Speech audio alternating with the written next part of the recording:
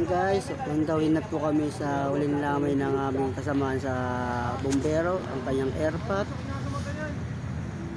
na si Erickson, ang kasama namin sa TOI Caloocan, ang OIC namin. On the way po kami doon guys, may lamay po kami. Guys, ano po, kaalis na po kami.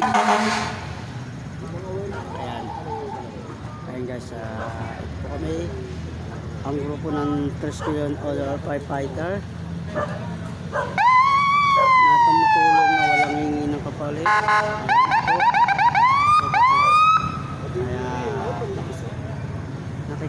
Nakikilamay kami ngayong gabi, last lapit daw ang chat sa mga OIC at mga fire chief namin.